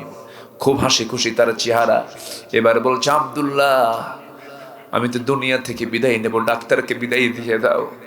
ডাক্তার চলে যাচ্ছে। ডাক্তারের পায়ের দিকে তাকায় ওমরে ফারুক দেখেন তার পা জামাটা গিরার নিচে পড়ে আছে। ওই সময় ডাক দিয়ে বলে, ডাক্তার তুমি কি চাও কিয়ামতের দিন আল্লাহ তোমাকে না নজর দিক, তোমার দিকে না তাকাক? না, আমি তো চাই আল্লাহ পাক তাকান। তাড়াতাড়ি পাজামার কাপড় তুলে নাও, তোমার পাজামার কাপড় নিচে কেন, তাড়াতাড়ি উঠাও। মৃত্যুর পূর্বেও তিনি দাওয়াতি কাজ বন্ধ করেন নাই। এটার নাম জিকির। এটার নাম কি বলেন? জিকির। ওমরে ফারুক রাদিয়াল্লাহু তাআলা আনহু দুনিয়া থেকে বিদায় নেবেন। তার আগ দিয়ে এবার আব্দুল্লাহকে ডাক দিয়ে বলছেন, কলিজার টুকরা আব্দুল্লাহ রে, সন্তান এদিকে আয়। আমার সারা জীবনের বড় স্বপ্ন ছিল শহীদ হব, শহীদের মর্যাদা পাচ্ছি, কিন্তু আমার বড় শখ, আমার বন্ধু আবু বকর আমার নবীর সাথে শুয়ে আছে, আমিও নবীর সাথে ঘুমাতে চাই। আমার বড় শখ, কিন্তু জায়গাটা তো আমার না, জায়গা আম্মা জান আয়েশার। আম্মা জান আয়েশা যদি না দেন ওই জায়গায় তো আমি শুতে পারবো না। আমার বন্ধু আবু বকর তো জায়গা পেয়ে গেছে, তার মেয়ের কাছ থেকে নিয়েছে, আয়েশার কাছ থেকে নিয়েছে, কিন্তু আমাকে দেবে কিনা জানি না। তবে আব্দুল্লাহ শেষবারের মতো আমার পক্ষ থেকে সালাম জানায়, বলো তো সে যদি তার জায়গাটা দিত আমি নবীর পাশে ঘুমাতাম। বারবার করে আকুতি করছিলেন। ছেলে আব্দুল্লাহ চলে গেলেন, গিয়ে বলছেন, আমি ওমরের ছেলে আব্দুল্লাহ এসেছি। আমার আব্বা বললেন, যদি আপনি আপনার জায়গাটুকু যদি একটু আমার আব্বার জন্য দিয়ে দিতেন, আব্বা খুব খুশি হতেন। আব্বা নবীর সঙ্গে থাকতে চান, ঘুমাতে চান, আপনার জায়গা কেমন করে জোর করে উনি বলবেন আপনার কাছে আমার আব্বা আমাকে পাঠিয়েছেন। আম্মা জান আয়েশা সিদ্দিকাকে বলছেন, শোনার সঙ্গে সঙ্গে বলছেন, ইসলামের মহান খলিফা, এত বড় একজন মহান ব্যক্তি আমার কাছে সামান্য একটা জায়গা আমার কাছে চাচ্ছেন, আমার ঘরের অংশটুকু চাচ্ছেন, আমি কেমন করে মানা করব? আমি আমার জায়গাটুকু দিয়ে দিলাম, আমার জায়গায় ওমরে ফারুক তার শেষ বিদায়টা নিয়ে নেবে। যেরকম সুবহানাল্লাহ। এখনো শুয়ে আছেন নবীর পাশে কয়জন? বলেন না ভাই, কয়জন? এই তো কয়েকদিন আগে নিজের চোখে দেখে আসলাম, গত সেপ্টেম্বরে দেখে এসেছি। 21শে সেপ্টেম্বর রাত 3টার দিকে আমার নবীজি বলেছেন, মা বাইনা বাইতি ওয়া মিম্বারি রাওদাতুম মিন রিয়াদিল জান্নাহ। আমার ঘর এবং আমার কবর, আমার ঘর এবং আমার মিম্বার এর মাঝের যে অংশটুকু আছে এটা হলো জান্নাতের টুকরা। এটা কিসের টুকরা? জান্নাতের টুকরা। আমি আমার ছেলেকে সাথে নিয়ে যখন ভিতরে ঢুকলাম, ভিতরে ঢোকার সঙ্গে সঙ্গেই আমার মনে হলো বেশিক্ষণ থাকতে দেবে না, 10 মিনিটের মধ্যে বের করে দেবে। সবাইকে তাই দেয়। আমাকে দেখে কিছু প্রবাসী ভাইয়েরা ওই জায়গায় চাকরি করে আমাকে দেখে দৌড় মেরে আমার কাছে আসলো। বললাম, কি ব্যাপার হুজুর, আপনার ভক্ত আমরা। বললাম, ভক্ত তো, কিন্তু থাকতে দিবে না বেশিক্ষণ, একটু থাকার ব্যবস্থা করো। ওই প্রবাসীগুলো ময়মনসিংহ কিশোরগঞ্জের দিকে বাড়ি, তারা ওখানকার এক অফিসারকে বললো যে আমার দেশের এক হুজুর আসছে। মানে এমন কওয়া কইছে, এমন তেল মারছে, বুঝলেন। আমার কাছে অফিসার এসে, অ্যাডমিনিস্ট্রেশন অফিসার এসে আমাকে সালাম জানায়, অভিবাদন করে, সম্বোধন করে, সম্মান জানায়, প্রথম কাতারে প্রথম যে বসার জায়গা সেই জায়গায় আমাকে বসায় দিয়েছে। আমার দেশের মানুষ কিন্তু কিছু না পারলেও তেল মারতে পারে, খুব তেল মারতে পারে। তো বসলাম। বসার পরে আমাকে জমজমের এক ইনটেক পানির বোতল দিল, একটা বোতল আতর আর আজোয়া খেজুর দিয়ে আমাকে ওয়েলকাম জানালো। কিছু ধোঁয়া জাতীয় যে আগুনের কিছু ধোঁয়া সেখানে থাকে, তারা ইউজ করে, এগুলো দিল। বসলাম। যেখানে বসে আছি তার বাম পাশে শুধু একটা ওয়াল, আর ওয়ালের সাথে হচ্ছে আমার নবীজির কবর। একটা ফুটা অংশ, একটা ফাঁকা অংশ আছে, ছিদ্র আছে, দেখাও যাচ্ছে। আমার কাছে মনে হলো, আল্লাহর কসম করে বলি, যেন আমার নবীজির গায়ের ঘ্রাণ যেন আমার নাকে ধাক্কা মারতেছে। ডান দিকে তাকায় দেখি আমার নবীজির প্রিয় সেই মেম্বার, যেখানে দাঁড়িয়ে কথা বলতেন মুহাম্মদ সাল্লাল্লাহু আলাইহি ওয়াসাল্লাম। ডান দিকে তাকালে মেম্বার, বাম দিকে তাকালে কবর। সেখানে একটা দোয়া করেছে, আল্লাহ, মৃত্যু তো একদিন হবেই, কিন্তু বিআই আরদিন তামুত, কোন জমিনে হবে আমি তো জানি না, তবে তোমার কাছে ফরিয়াদ করি, মালাকুল মউত যেদিন আসবে তার অন্তত একটা দিন আগে তুমি আমার মদিনায় পৌঁছায়া দিও। সম্মানিত ভাইয়েরা, নবীর মোহাব্বত ছাড়া আর আল্লাহর দয়া ছাড়া, ভালোবাসা ছাড়া বান্দা কখনো রেহাই পাবে? রেহাই পাবে? অতএব সবচেয়ে আমরা ভালোবাসবো কাকে? 1 নম্বর কাকে? নাম্বার 2 হচ্ছে মুহাম্মদ সাল্লাল্লাহু আলাইহি ওয়াসাল্লামকে। সে আল্লাহকে ভালোবাসার নিদর্শন হচ্ছে আজান শুনলেই কোথায় চলে যাব? সবাই কি নামাজ পড়তে রাজি আছেন? সবাই কি নামাজ পড়তে রাজি আছেন? এটা হাত তুলে দেখান তো দেখি, 5 ওয়াক্ত নামাজ কারা কারা পড়তে চান? জোরে বলি, ইয়া আল্লাহ, আমাদেরকে 5 ওয়াক্ত সালাত আদায় করার তৌফিক তুমি আল্লাহ দিয়ে দাও। জোরে বলি আমিন। আরো জোরে আমিন। আরো জোরে আমিন। হাত নামান। কষ্ট পেলেন মনে হয়। নামাজ তো ব্যক্তিগত জীবনে পড়বই, নামাজ রাষ্ট্রীয় জীবনে আসুক। সবাইকে চান রাষ্ট্রীয় জীবনে আসুক?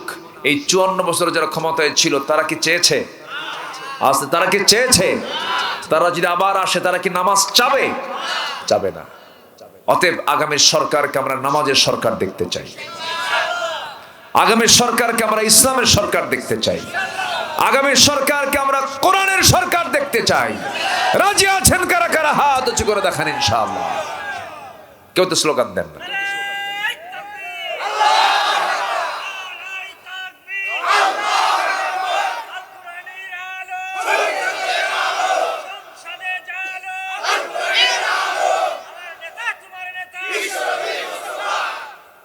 আল্লাহ কবুল করুন।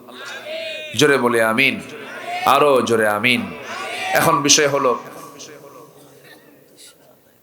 আচ্ছা, এখন বিষয় হলো যে আল্লাহ কাকে ভালোবাসেন। এতক্ষণ শুনলাম কাকে ভালোবাসেন না, এখন কাকে ভালোবাসেন। আরো 8 শ্রেণী। নুরু, ওয়াজ কি শেষ না শুরু?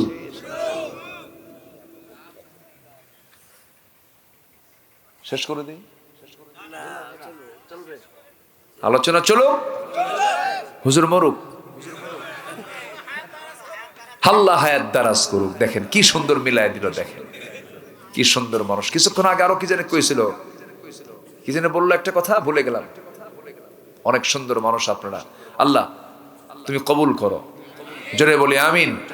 ফজর হবে তো, জোহর হবে, আসর হবে, মাগরিব হবে, এশা হবে। সামনে কিন্তু কিছু সিজনাল নামাজি আসবে নির্বাচন উপলক্ষে, ঠিক কিনা? মাথায় টুপি উঠবে, ঘাড়ে হাসি রুমাল থাকবে, ডান ঘাড়ে জায়নামাজ থাকবে। আসরের নামাজ একদিনে 5 বার হবে, ঠিক কিনা? এগুলো করা যাবে না, সব হবে কার খুশির জন্য? আল্লাহর খুশির জন্য। আল্লাহ ভালোবাসেন 8 শ্রেণীর মধ্যে 1 নাম্বার হলো যারা তওবা করে। কি করে? সবাই তওবা করতে রাজি আছেন?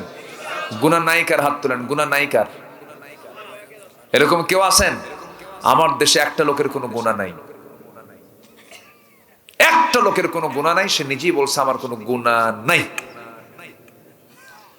টাঙ্গাইলের এক ভাগ্যবান মানুষ, তার নাম হচ্ছে লতিফ সিদ্দিকী। এত বড় ভাগ্যবান, সে একদিন বলতেছে আমি কেন আমিন কব, আমি কেন আমিন বলবো, আমার তো কোনো গুনাই নাই। কত বড় বদমাইশ!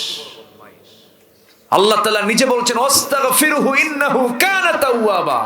হে রাসূল আপনি ইস্তেগফার করেন। আমার নবীর কোনো গুনাহ ছিল? তারপরও তাকেও ক্ষমা চাইতে বলা হয়েছে। বান্দার দায়িত্ব হলো আস্তাগফিরুল্লাহ। বান্দার দায়িত্ব কি? আস্তাগফিরুল্লাহ, আল্লাহর কাছে ক্ষমা চাওয়া। আতুবু ইলাইহি, আল্লাহর কাছে তওবা করছি। এটা বান্দার দায়িত্ব, এটা বান্দা করবে। এটা বান্দার গুনাহ থাক আর কি না থাক, বান্দার গুনাহ তো থাকবেই। আর ও বলে আমার কোনো গুনাহ নেই। সে বলেছিল হজ মুহাম্মাদের ব্যবসা, বলছিল না? এই কুলাঙ্গার বলেছিল, বদমাইশ এটা। এইরকম নাস্তিক মুরতাদ আমার দেশে আছে না নাই? আমরা আগামীর পার্লামেন্টে এমন একটা আইন দেখতে চাই, আল্লাহ রাসূল কোরআন কিতাব ইসলাম নিয়ে বাজে কথা বললে জিহ্বা টেনে ছেড়ে ফেলা হবে ইনশাআল্লাহ। রাজি আছেন কারা কারা? হাত উঁচু করে দেখা।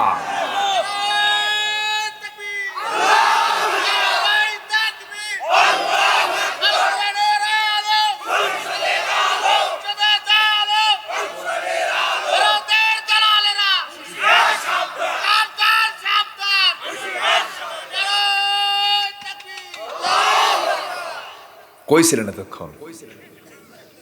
হ্যাঁ, আলহামদুলিল্লাহ, খুব ভালো। আল্লাহ কবুল করেন, জোরে বলে আমিন।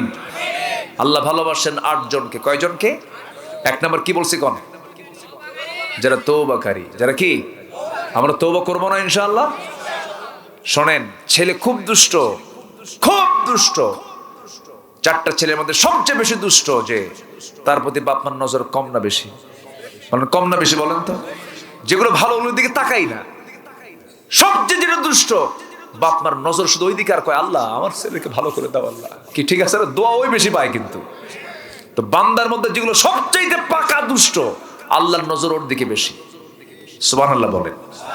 তওবা করে আয়, আমি তোকে মাফ করে দেব। যেরকম সুবহানাল্লাহ। বান্দা যখন তওবা করে আল্লাহ এতটাই খুশি হন, আল্লাহ এত খুশি হয়ে যান। আল্লাহ বলেন বান্দা গুনাহ করার পরে তুই তওবা করলি, দুনিয়াতে চোরের খাতায় কারো নাম একবার উঠলে থানায়, সে হাজি হয়ে গেলে ভালো হয়ে গেল, তার তালিকায় কালো তালিকায় তার নাম থেকে যায়। কিন্তু আল্লাহ বলছেন বান্দারে তওবা করে যদি তুই আমার কাছে ফিরে আসিস, চোরের খাতায় তোর নাম না রেখে আমি তোর নামটা জান্নাতের খাতায় তোর নামটা ইনক্লুড করে নেই। আমার আল্লাহ খুব কাছের, আমার আল্লাহ খুব আপন। এই জন্য আমরা তওবার মতো তওবা করব। তুবু ইলাল্লাহি তাওবাতান নাসুহা ইন্নাল্লাহা ইউহিব্বুত তাওয়াবিনা ওয়া ইউহিব্বুল মুতাতাহহিরিন। জোরে বলুন আল্লাহু আকবার। নাম্বার 2 হলো যারা পবিত্রতা অর্জনকারী, তাদেরকে আল্লাহ রাব্বুল আলামিন খুব ভালোবাসেন। ওযুর জন্য, নামাজের জন্য শুধু ওযু নয়, ওযুর উপরে সব সময় থাকা উচিত। কারণ মালাকুল মউত কি বলে আসবে নাকি? না বলে আসবে। অতএব মালাকুল মউতের আসার যেমন কোনো গ্যারান্টি না অমুক দিন আসবো, যে কোনো মুহূর্তে আসতে পারে। এই জন্য আমরা ওযুর উপরে থাকার চেষ্টা করব, জোরে বলি ইনশাআল্লাহ। ওযুর উপরে থাকে ভালো।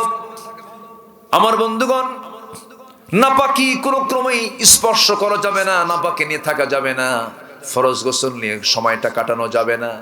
যখন গোসলটা ওয়াজিব হয়ে যাবে, গোসলটা ফরজ হয়ে যাবে, গোসলটা করে নেব। তারপরে নাপাকি নিয়ে কখনো কাপড় চোপড়ে নাপাকি অবলম্বন করা যাবে না। বিশেষ করে আমি যেটা বলতে চাচ্ছি, হাদিস এসেছে যারা পেশাব থেকে নিজেকে পরহেজ রাখতে না পারবে, আল্লাহ তাদেরকে সবচাইতে জাহান্নামের শাস্তি বেশি দিবেন। কিছু কিছু যুবক আছে দেখবেন পানি তো নেই না, কুত্তার মতো পেশাব করে, আছে না? দাঁড়ায় আছে, মানে কুত্তা এক ঠ্যাং খাড়া করে, শুধু ঠ্যাংটা খাড়া করে না। কখনো এটা উচিত নয়, পোশাকও ঠিক নাই। বসে পড়ার মতো প্যান্ট, আবার কিছু কিছু এত টাইট প্যান্ট, বসে থেকে প্যান্ট যে পেশাব করবে তার কোনো সুযোগও নাই। আবার কিছু কিছু প্যান্ট আছে এমন ঢিলা, টান মারলেই খুলে পড়ে। আবার কিছু কিছু প্যান্ট আছে হাঁটু ফাটা, হাঁটু ফাটা প্যান্ট আছে না, হাঁটু ফাটা প্যান্ট আর হাঁটু বের হওয়া। যেটা প্যান্ট ফাটা নয়, হাঁটু ফাটা যেটা প্যান্ট নয়, যেটা ভালো ওটার দাম কম, আর যেটা ফাটা প্যান্ট তার দাম বেশি। কি যুগ আসলো, যেটা ফাটা ওটার দাম কি বেশি, আর যেটা ফাটা না তার দাম কি কম। কোথায় যাবেন? মানে রুচির পছন্দ ধরেছে, রুচির কি ধরেছে? পছন্দ ধরছে। মেয়েদেরও পছন্দের কোনো সাইজ বাইজ নেই। কোন ধরনের ছেলে পছন্দ? কাব্য বুঝবা না, দেখবা এইদিকে মাথার চুল নাই, এইদিকে চুল নাই, মাথার উপরে কি সুন্দর করে সেন্ট মার্টিন দ্বীপ আছে না, এরকম আছে না? পছন্দ, রুচি নাই, রুচি নাই। হাতে বালা পরে, হাতে বালা, গলায় মালা, কোমরে বেল্টের তালা, আছে না নাই? প্যান্ট এমন পরে টান মারলেই খুলে পড়ে। বোতল খায়, বোতল খায়া হুঁশ নাই। এরপরে বলে আব্বা ওই ছেলেটা খুব ভালো, ওর যাই হোক না কেন মনটা খুব ভালো আব্বা। এরকম আছে না নাই বলেন তো? আছে। এগুলো করা যাবে না। রুচিকে সমৃদ্ধ করব আমার ঈমান দিয়ে, জোরে বলি ইনশাআল্লাহ। রুচিকে সমৃদ্ধ করব কি দিয়া? ঈমান দিয়া। নাম্বার 3 হলো আল্লাহ রাব্বুল আলামিন ওই সমস্ত বান্দাদেরকে ভালোবাসেন যারা জিহাদ করে আল্লাহর পথে। নাম্বার 3 চলে গেল, ইন্নাল্লাহু ইউহিব্বুল্লাযীনা ইউকাতিলুনা ফী সাবিলিহি সাফফান কান্নাহুম বুনিয়ানুম মারসুস। নাম্বার 4 যারা তাওয়াক্কুল করবে আল্লাহর উপরে। বান্দার তাওয়াক্কুল যদি 16 আনা হতো, আল্লাহ পাক প্রত্যেক বান্দাকে পাখির মতো রিজিক দিতেন। পাখির কি কোনো খাদ্য গোদাম আছে নাকি? আবার খাদ্যের কি অভাব আছে নাকি? শূন্য পেটে বের হয়, সন্ধ্যায় ভরা পেটে বাড়িতে আসে। কে খাওয়ান? আল্লাহ খাওয়ান। ইন্নাল্লাহা ইউহিব্বুল মুতাওয়াক্কিলিন। আল্লাহ পাক মুতাওয়াক্কিলদেরকে খুব ভালোবাসেন। নাম্বার 5 হলো যারা ইহসানকারী, আল্লাহ পাক তাদেরকে ভালোবাসেন। ওয়া আহসিনু ইন্নাল্লাহা ইউহিব্বুল মুহসিনিন। নাম্বার 6 হলো যারা ন্যায়পরায়ণ, আল্লাহ পাক তাদেরকে ভালোবাসেন। আইন সবার জন্য কি? আজ থেকে মানে আইন সবার জন্য কি? চুরি করে ধরা পড়েছে এক মহিলা, ধনী মানুষ। ওমরে ফারুক, আমার নবীজির কাছে নিউজ চলে আসলো, রাসূল বলছেন তাড়াতাড়ি তার হাত কাটো। ওই মহিলার আত্মীয় স্বজন এসে ওমরে ফারুক রাদিয়াল্লাহু আনহুর কাছে এসে বলছে, আপনার কথা আমাদের নবীজি শুনবেন, দেখুন তো সুপারিশ করা যায় নাকি। ধনী পরিবারের মহিলা, হাত কাটা গেলে পরে তার সম্মান চলে যাচ্ছে। দয়া করে তিনি চলে গেছেন নবীর কাছে, গিয়ে বলছে, হুজুর দেখুন তো মহিলাকে মাফ করা যায় নাকি। আমার নবীজির চেহারা রক্তিম আকার ধারণ করলো, লাল চক্ষু বানায়। রাসূল বলছেন, ওমর তোমার দারাজ কণ্ঠ কোথায়? আজকে যেই মহিলা চুরি করে ধরা পড়েছে তার নামও ফাতিমা, আমার মেয়ের নামও ফাতিমা। যদি আজকে সেই ফাতিমা চুরি না করে আমার মেয়ে ফাতিমা বিনতে মুহাম্মদ চুরি করে ধরা পড়তো, আমি রাসূল নিজে সবার সামনে তার হাত কেটে দিতাম। আল্লাহু আকবার বলেন। ইন্নাল্লাহা ইউহিব্বুল মুকসিতিন। নাম্বার 7 হলো যারা মুত্তাকি, আল্লাহ পাক তাদেরকে বড় ভালোবাসেন। ইন্নাল্লাহা ইউহিব্বুল মুত্তাকিন। সর্বশেষ নাম্বার 8 হলো আল্লাহ রাব্বুল আলামিন ওই বান্দাকে সবচাইতে বেশি ভালোবাসেন। ওয়াকাইয়িম মিন নাবিয়্যিন কাতালা মাআহু রিব্বিয়ুন কাসীর ফামা ওয়াহানু লিমা আসাবাহুম ফি সাবিলিল্লাহ وما ضعفوا وما استكانوا إن والله يحب الصابرين। জোরে বলুন আল্লাহু আকবার। যারা ধৈর্যশীল তাদেরকে আল্লাহ পাক খুব ভালোবাসেন। বলেন তো মাহফিলে বসা আগে না ধৈর্য আগে? বলেন বলেন বলেন বলেন।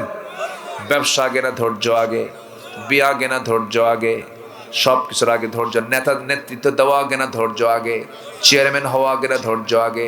চেয়ারম্যানকে মানুষ মহাব্বত করে গালিও দেয়, চেয়ারম্যান কি সেই গালি শোনে না? শোনে, কিন্তু কিন্তু শোনে না। কি না শুনেও না শোনা। কেন? ধৈর্য ধরতে হবে, নচেত ওইরকম যদি মনে করে যে সব শুনবার কি লাভ, চেয়ারম্যান কি চলবে না। বিয়ে করলেও ধৈর্য লাগবে, কারণ মেয়েরা এক প্রবণ, পুরুষ আর এক প্রবণ। মেয়েরা বেশি কথা বলে, পুরুষরা কম কথা বলে। মেয়েরা বাঁকা প্রবণ, পুরুষরা সেই বাঁকা সোজা করতে গেলে সংসার ভেঙে চলে যাবে। এক্ষেত্রে ধৈর্যের পরিচয় দেবে বেশি কে, নারী না পুরুষ? দেখছো নারী কয়, দেখছো আওয়াজ দেখো না, সাইড দেখো। বেশি ধৈর্য ধরবে কে? পুরুষ। ইমাম কি হবে? ইমাম কি হবে বলেন? ইমাম কি হবে? স্বামী না স্ত্রী? এখন বউ। ইমাম যদি স্বামী হয়, বিচারক যদি স্বামী হয়, অবশ্যই ধৈর্য ধরতে হবে তাকে বেশি, কারণ নেতৃত্ব যে দেবে তার ধৈর্যটা ধরতে হবে বেশি। দায়িত্ব কে পালন করবে? স্বামী বউকে খাওয়াবে না বউ স্বামীকে খাওয়াবে? এত আস্তে আওয়াজ, লক্ষণ ভালো মনে হচ্ছে না আপনাদের? স্বামীর দায়িত্ব ফরজ। বউ যদি 1000 কোটি টাকার মালিক হয়, বউয়ের দায়িত্ব নাই। ও যদি 1 টাকা নাও দেয়, আপনি কিচ্ছু করতে পারবেন না। স্বামীর দায়িত্ব বউকে খাওয়ানো, এটা ফরজ। এটা কি বলেন? ফরজ। ভাবতেছেন এত সস্তা? যার 2টা বউ আছে, কম বেশি করলে কম বেশি একটাকে কম দেয় আর একটাকে বেশি দেয়। কিয়ামতের দিন আল্লাহ পাক ওই স্বামীকে গোশত ছাড়া, চামড়া ছাড়া, হাড্ডি সার দেখা, মানে কঙ্কাল করে কিয়ামতের দিন তুলবেন আল্লাহ পাক তাকে। নাউজুবিল্লাহ কবেন না? খালি কয় 3 বউ বিয়ে করা সুন্নত। কি কথা আছে না? এরকম আছে না? বিয়ে করবেন ভালো কথা, সমান করে দিতে হবে। কি করে দিতে হবে? সমান করে। না হলে কি করে তুলবেন আল্লাহ? একদম কঙ্কাল, হাড় হাড্ডি নিয়ে তুলবেন, কোনো গোশত পাবে না। খুব মারাত্মক জিনিস। রাসূল একাধিক বিবাহ করেছেন, কি ব্যালেন্স করেছেন। 4 স্ত্রী। নবীর সামনে এসে বলে, হুজুর আপনি বলেন তো আমাদের মধ্যে আপনি কাকে বেশি ভালোবাসেন? কেন?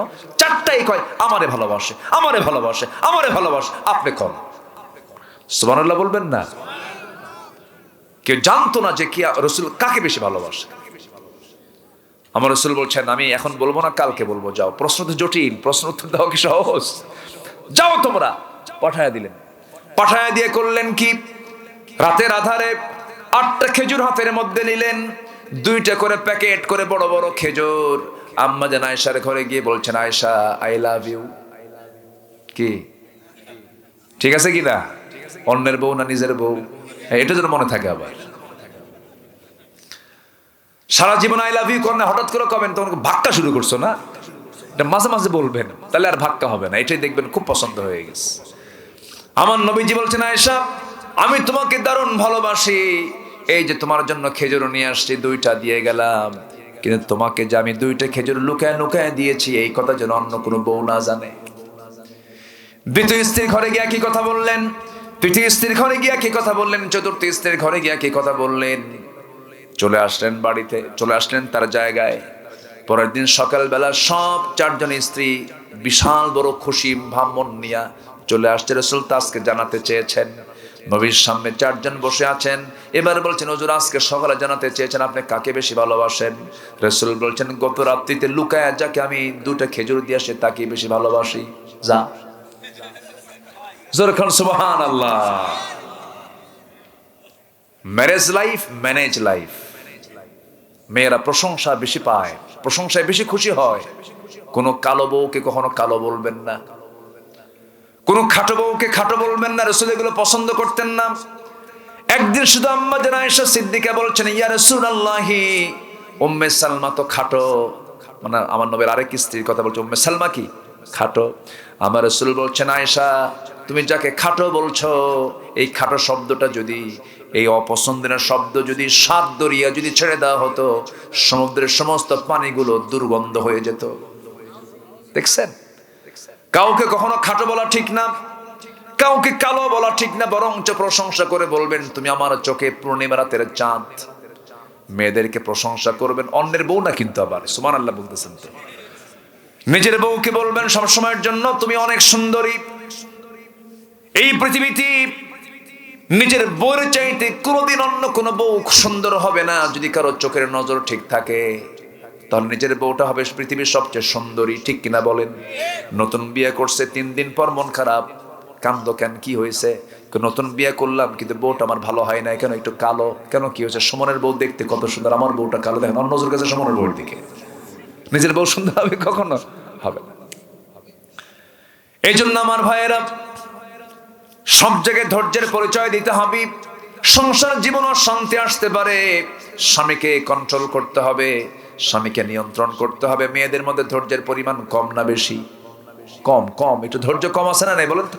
আবার তাদের মধ্যে যে ধৈর্য আছে সেই ধৈর্য আমার আপনার মধ্যে নাই। বাচ্চা লালন পালনের ধৈর্য বেশি কার? বলেন বলেন বলেন বলেন, কার? কথা কম কয় না বেশি কয়? বেশি বেশি কয়, বাবা থাম, বাবা থাম, বাবা কান্দিস না, সোনা ময়না জান আত্মা পরাণ। এই জায়গায় সুমা, ওই জায়গায় সুমা, সারা রাত ধরে খেদমত করে যাচ্ছে, কোনো বিরক্তি নাই। ওষুধ খাওয়ায়, পানি খাওয়ায়, দুধ খাওয়ায়, ফিডার খাওয়ায়, সব খাওয়ায়। 1.5 বছরের বাচ্চাকে একদিন যদি একবেলার দায়িত্ব আপনি নিয়ে নেন, একবেলার দায়িত্ব আপনারা দিয়ে গেছে, বাচ্চাকে আপনি কোলে নিয়ে বলবেন বাবা থাম থাম থাম থাম, কি ঠিক আছে না? এক ধমকে 1000 দিয়ে শেষ করে দিবেন। এটা পুরুষ পারবে না, এটা পারবে কে? মা পারবে। আল্লাহু আকবার বলেন। ধৈর্য সবশেষ গুণ হচ্ছে আল্লাহ ধৈর্যশীলদেরকে ভালোবাসেন। জোরে বলেন সুবহানাল্লাহ। আল্লাহ পাক ধৈর্যশীল হওয়ার তৌফিক দান করুন। জোরে বলেন আমিন। মন চাচ্ছে কথা বলি কিন্তু 12টা বেজে গেল, একটু বসেন। কেউ যাবে না, না বলে যাচ্ছেন অনেকে, একটু বসেন। মাহফিল কমিটি একটু আমার কাছে আবদার করেছেন, একটু ব্যাগ যাবে, একটু চাদর যাবে, আমরা সবাই দেব না ইনশাআল্লাহ? জিকির করি লা ইলাহা, পানি, গরম পানি, গজল, জি দেখা যাক ইনশাআল্লাহ। একটু ধৈর্য ধরেন।